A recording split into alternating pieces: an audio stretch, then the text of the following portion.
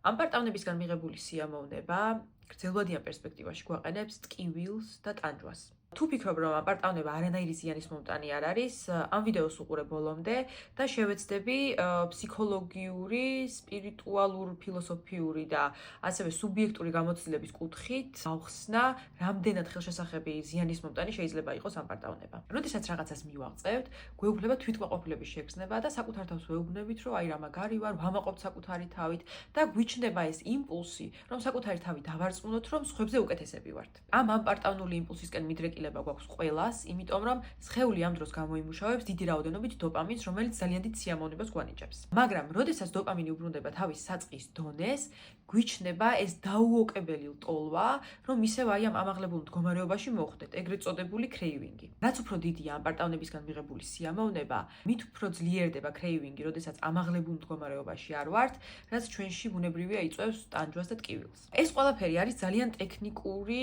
ფსიქოლოგიური ჭრილი, მაგრამ სანამ ფსიქოლოგია ისაუბრებდა ამ საკითხზე, რელიგიები და ფილოსოფოსები ამ საკითხზე გაცილებით უფრო ადრე საუბრობდნენ. ბიბლიაში ამის მაგალითი არის ბუნებრივია ლუციფერი, რომელიც სწორედ აი ამ სიამაყით ამაღლების და შემდეგ ტანჯვაში დაცემის ციკლს გადის. ეს არის ერთგვარი ბალანსი, რომელიც უნდა აღდგეს. ბუდიზმში ხვდებით ამას, რომ გადამეტებული სიამოვნება ჩვენში გადამეტებულ ტანჯვას იწვევს. ამ იდეაში ესეთი ახალი არაფერი არ არის. იმედია მიხვდებოდით, რომ არ არის ეს რაღაც რელიგიური დოგმა, რომელიც უნდა შევასრულოთ და ჩვენივე ინტერესში არის, რომ ამ სიამაყით და ამ პარტავნებით გატაცებას თავი ავარიდოთ, იმიტომ რომ მათი უარყოფით შედეგები ძალიან ხელშესახები არის და საერთოდ არ საჭიროებს რაღაც სხვა ცხოვრებაში გადასვლას იმისთვის, რომ ისინი შევიგრძნოთ. ანუ რას ნიშნავს ეს, რას გვეუბნები, რომ ჩვენი წარმატებისგან სიამოვნება არ უნდა მივიღოთ?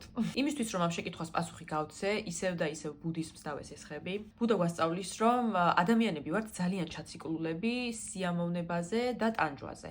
სულ ვცდილობთ, რომ რაც შეიძლება მეტი სიამოვნება მივიღოთ და რაც შეიძლება ნაკლები ტანჯვა განვიცადოთ. ეს ყველაფერი იწვევს იმას, რომ ქანქარასავით ხან ერთ მხარეს გავქანდებით, ხან მეორე მხარეს და ეს მუდმივი მოძრაობა არის ჩვენი ნერვული სისტემისთვის ძალიან დამანგრეველი. ისევე როგორც ყველაფერს ადამიანის ნერვულ სისტემასაც სჭირდება, რაც შეიძლება მეტი ბალანსი, წონასწორობა იმისთვის, რომ კარგად იფუნქციონიროს. და ჩვენი მიზანი სწორედ უნდა იყოს აი ამ ბალანსის შენარჩუნება და როდესაც რაღაც სასიხარულო ხდება ჩვენ ცხოვრებაში, რითიც შეგვიძლია რომ ვიამაყოთ, არ უნდა მივეცეთ ამ პარტავნების სიამოვნებას და პირიქით უნდა შევეცადოთ, რომ რაც შეიძლება გაბალანსირებული თავმდაბლობით შევხვდეთ აი ამ მოვლენას. ეს არის ერთგვარი დისციპლინა, რომ შევინარჩუნოთ მენტალური წონასწორობა და ხელოვნური ქაოსი არ შემოვიტანოთ ჩვენს ყოველდღიურ გამოცდილებაში.